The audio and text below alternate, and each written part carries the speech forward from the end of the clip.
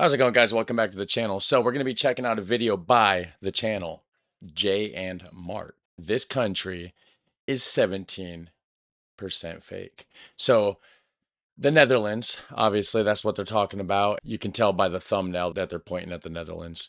So anyways, Jay and Mark, I think, wasn't they called like Map Men? Or am I confusing them with a different channel? I don't know.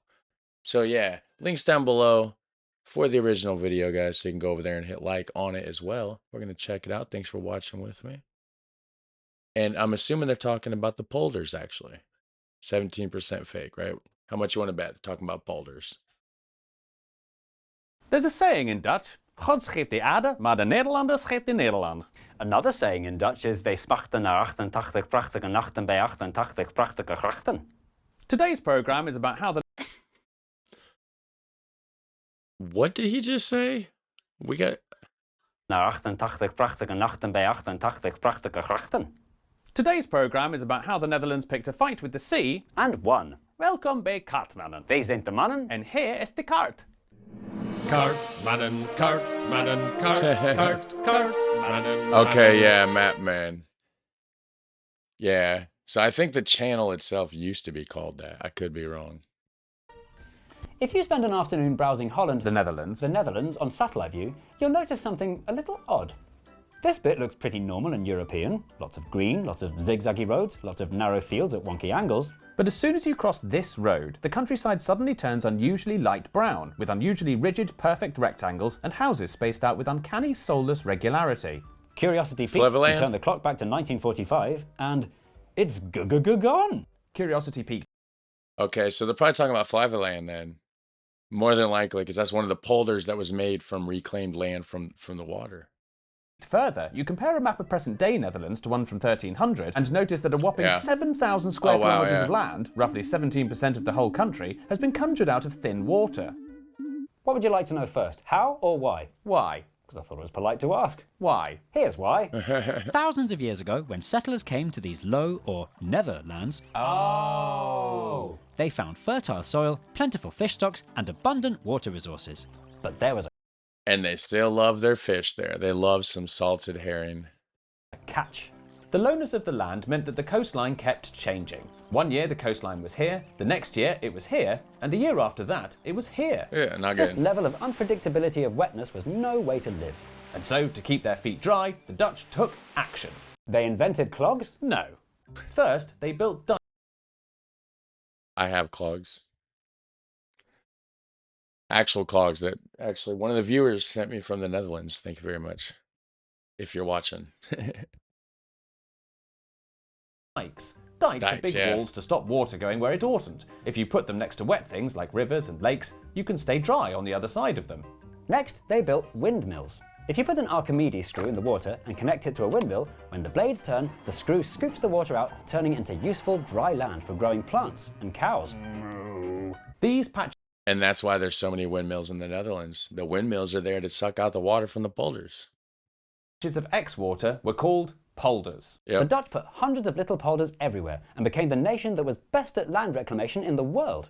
Whilst the thousands of Just over 1,000. windmills across the landscape were very pretty and became Dutch icons like bikes, Edam, tulips, stroopwafels, sensible urban planning, sex shows, chocolate sprinkles and Deal or No Deal, they Okay, first of all, I paused it because Edam. What about Gouda or Houdakas? And then Deal or No Deal, is that really Dutch? Is it? Oh, and then the Rooter. I have a box of that right here, actually. I don't know if you can see it, but hold on. Old box. That was also that someone sent me. I got a bunch of stuff laying around that people sent me, actually, that I need to get on display, but it doesn't matter. You're not going to see it from the camera anyways. were not enough, and the sea fought back. The problem was specifically this. The Zuiderzee was an inlet of the North Sea, taking a roughly 2,000 square mile scoop out of the north of the Netherlands, though its size did vary due to tides and storms. Why are we talking about a sea in the past tense? You'll see. Ooh. Everything You'll about see. the Zuiderzee made it the worst possible sea to live next door to if you didn't like being flooded. The Right. Zuiderzee broke through the dikes and flooded people's homes practically every 5 minutes, and there was no windmill in the world, not even one that span really, really fast, that could stop it. But there was a man who thought he could. Cornelis Lely was a student of civil engineering at the Polytechnic School of Delft, who absolutely hated the sea. And this is a picture of the sea. His dream was to get rid of the sea once and for all. And it turned out he wasn't alone. Various visionaries had all come up with variations of the same idea, to build an enormous dam across the Zuiderzee and turn it into a harmless lake full of polders, dramatically shortening the nation's coastline. Of course, Afsluitdijk. none of them ever came close to being built. They were little more than fantastically unrealistic concept art. But Cornelis, with his engineering expertise, realised that with modern 19th century technology and building materials, this dream dam was actually technically possible. Yep. Cornelis Finally. Lely got to work on a plan that was full of real-world detail, like hydrological data to calculate the best possible position for the dam, a sluicing system to let the fresh water out from the rivers, a list of the construction materials, and, perhaps cleverest of all, a survey of seabed sediment, so the new polders would be located where the soil would be as profitable as possible. To make his unhinged Okay, so I'm pretty sure they made the one up top. This one here they made. The stupid flies bother me. Sorry, guys. This one here they made Flaviland. That's what I was talking about earlier. It was made in 2 parts. They made the first part first, then they made the second part.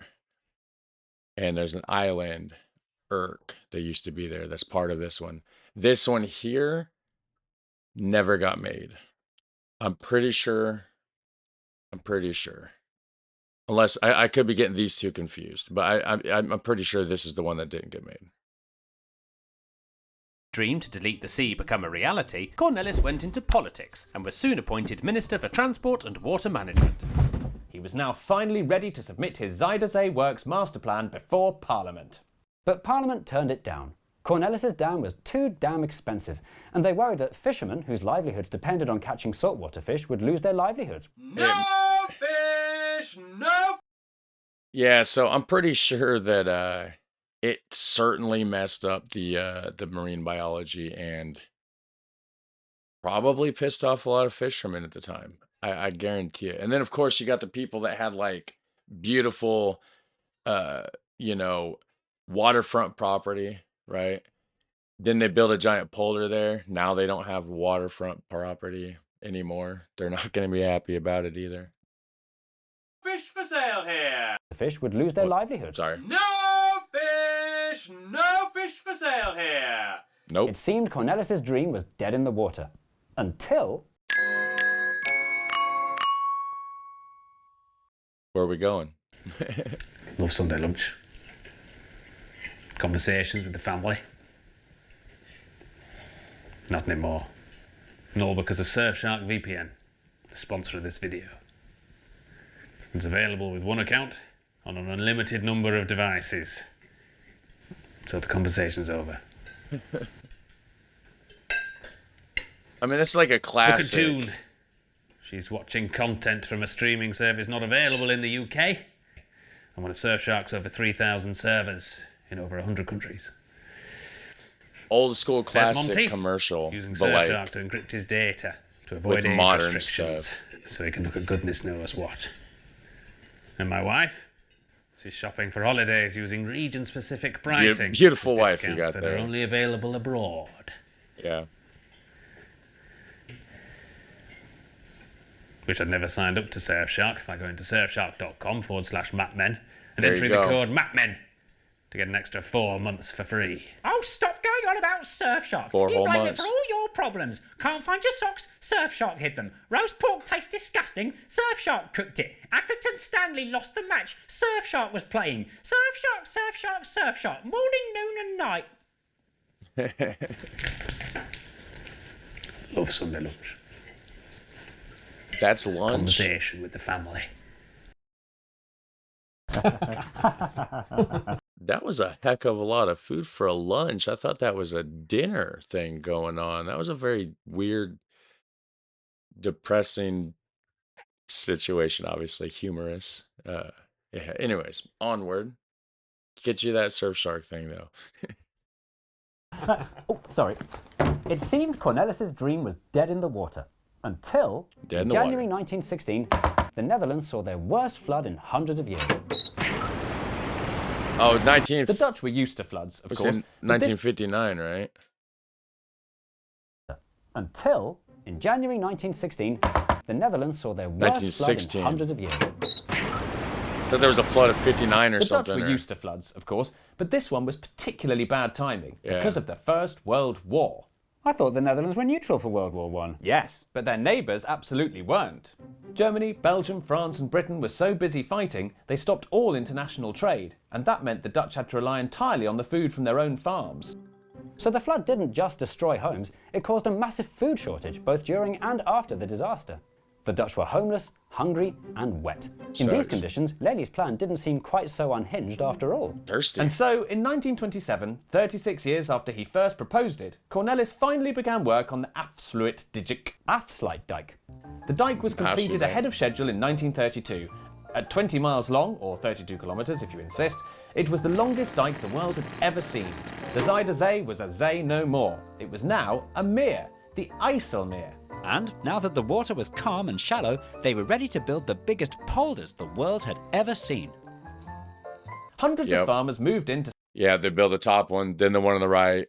Then they started working on the Flavorland in two parts, of course. start their new lives working the land straight away. But then something went wrong. Because the polder was below sea level, it was lower than the mainland, causing groundwater to flow into it and sucking the former coastland dry. This made it much less fertile and much less productive. Oh, yeah, that's why they couldn't connect it no more. Because it was connected right to the coast. That's why when they did make Flavorland, they left a strip. So now it looks like kind of like a river or a creek or like a whatever kind of a waterway in between.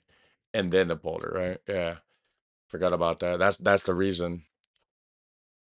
So for the next one in 1950, There we This go. made it much less fertile and much less productive. they changed the design. The next polder was built in two stages with a thin, watery gap to make Yeah. it much easier to manage the water table. This meant that the Flavor polder was technically the largest artificial island in the world, a record no one's come close to beating since.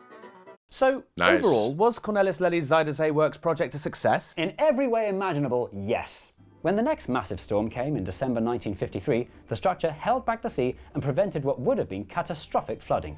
The Afsluitdijk paid for itself in one 53. night. And it paid for itself 1,000 times. For some reason, I was thinking 59, 53, yeah. And I do know about the 1916 one because I did do a reaction of the 1916. I'm pretty sure it was the 1916 one. It was like digitally like colorized footage from that I did a reaction to. And it's been a while though, and I forget a lot of stuff, so apologies there. Times more since. The value of the new polders to the Dutch economy is 20 billion euros a year. And as for food security, Okay. it went so much further than necessary. It gave the Netherlands a massive food surplus, quickly becoming the world's second largest food exporter behind only the United States. Pretty impressive for the densest country in Europe. Fifth densest country in Europe. Densest proper country in Europe. Lely And it's half the size of the state of Indiana, so yeah, doing pretty damn decent. Levy's plan was so successful, it even solved other problems it wasn't meant to solve, including one for Dutch drivers. Right on top of the Afsluitdijk, Oh, engineers yeah. built a motorway in the middle of the sea, allowing Yep. drivers to whiz from Iedzekkerheidzoom to Hippolytozoef in just 35 minutes. With breathtaking views of the sea in a dead straight line, a cruise along the A7 motorway is simultaneously the most thrilling and most boring drive in the world. The Zuiderzee Works also changed the lives of the people of Urk. Urk, The for most island. of its existence, That's the island I was telling you about. That's it. Yeah, it's part of a polder now. was an island right in the middle of the Zuiderzee, isolated from the rest of the country. But now, thanks to the new polder, you could just drive there on the Urkeweg. Oh, Although oddly, it's not part of Flavorland. It's part of the other polder. Okay. I was thinking it was right here. For some reason, I was thinking it was right there at the top of Flavorland. It's over there. Regardless, on a polder, wasn't wrong about that part. So. Polder, you could just drive there on the Urkeweg. Although oddly, the Urkeweg hasn't stopped Urk from still behaving like an island. Even today, it's famous for being more conservative and religious than the rest of the Netherlands, and they still have their own dialect that most Dutch people don't understand. Excuse me, do you have the time? Of all the Jeez. impacts of Lely's project, the biggest was one he could never have predicted. As the Dutch population exploded, but their borders didn't, the country was in desperate need of more space for people to live on. Suddenly, Flevoland, first intended as a giant flood barrier that could maybe house a few farms, became prime real estate. Like Almere, which is by every measurement you can think of the Dutch Milton Keynes. The population on these The thing with Almere is I'm pretty sure the biggest city on Flevoland polder. It wasn't intended to be. Lelystad was supposed to be like the capital of Flevoland. It probably is the capital. I don't know for sure, but it's certainly not the biggest. Almere ended up becoming the biggest, just organic growth. polders increased so much that Every measurement you can think of the Dutch Milton Keynes. the population on these polders increased so much that in 1986 Flevoland was officially turned into the 12th province of the Netherlands, with its own local government, coat of arms, and flag terced in fest with 3 horizontal bands, a superior azure field, an inferior vert field, and a medial of reduced breadth, its waveform hoistwood half transitioning to a rectilinear flywood edge, with a stylised argent fleur-de-lis occupying the upper hoist quarter. So what did Cornelis I mean, that's a thorough description of that flag if I've ever heard one. What I was gonna ask, what province was Flevoland part of previously, right before it was like its own province? I don't even know what province would be under that. Is it Drenthe or something? I'm not sure. Lely make of all of the Zuiderzee works' phenomenal success? Nothing. Cornelis Lely completely died in 1929, before even the Afsluitdijk was finished, meaning he never saw any of his plans come true and never Dang. had any idea how much he'd transformed his whole country. Dang. But he's fondly commemorated today by the people of the province he accidentally created. They named their capital city after him and turned him into a statue, where he stands on the Afsluitdijk to this day, staring out at the choppy waters of the North Sea. Yep.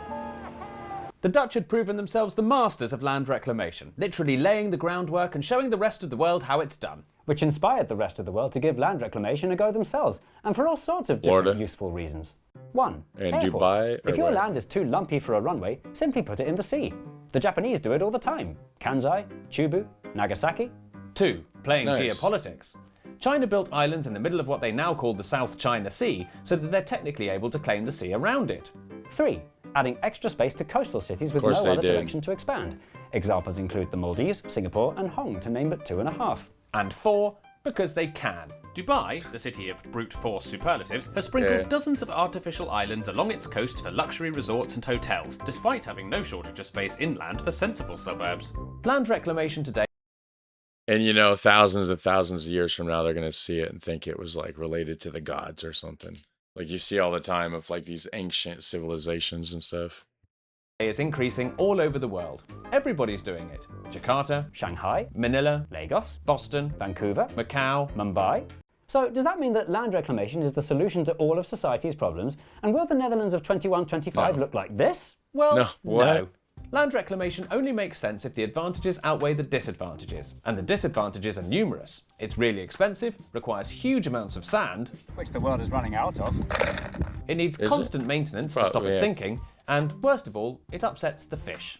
There's used to be water over there, now it's all gone, hasn't it? It's That's land. true, yeah, we used to like going there. The sediment over there was lovely sediment. Oh yeah, the sediment. Oh, boy. Yeah. That's my favourite bit. I used to say that. It's gone now. Yeah. With the well-being of the world more on the world's mind than ever, even the Dutch, the original masters of land reclamation, seem to have gone off the idea.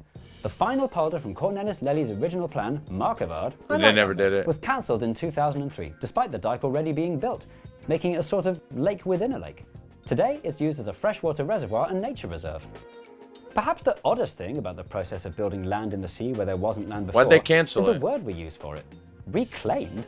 It makes it sound like we're taking back from the sea what's rightfully ours. The truth is a lot more opposite. If no one was there to press the right sluice buttons and maintain the dams, the sea would quickly reclaim what it sees as rightfully its. Perhaps the best way to prepare for the Scary. future is for humans to learn how to live underwater. Ready to start practicing? As Or- they say in Dutch, no, ik ga no. mijn hoofd in een emmer water steken.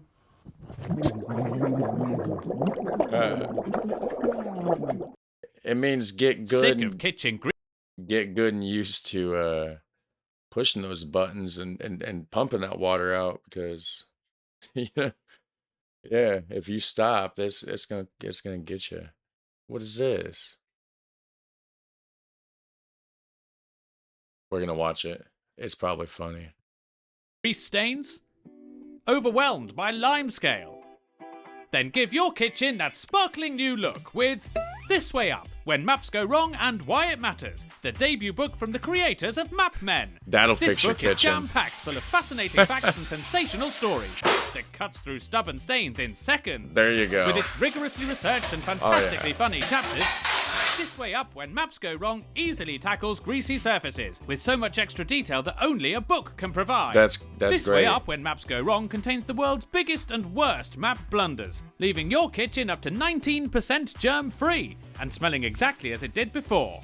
Jay, Exactly. why haven't you cleaned up all this mess? Oh, sorry, I got so engrossed in this book, This Way Up When Maps Go Wrong, that I forgot to finish cleaning. But the Lord Mayor is coming round. Hello? Ah, hello chaps. Just calling to say I'm not coming round anymore. I've decided instead to stay home and read this brilliant book called This Way Up When Maps Go Wrong from the creators of Map Men. Well, thanks for letting us know. Can you do tomorrow instead? No, I'm busy tomorrow. Tuesday? I can't do Tuesday. How about Wednesday? I can do Wednesday. See you on Wednesday then, Lord Mayor. This Way Up When Maps Go Wrong and Why It Matters. So Available now. okay, so they have another channel called Map Men. It's not that they used to have this channel called that. That would make sense. This video is not about maps, right? So anyways, that was a good video.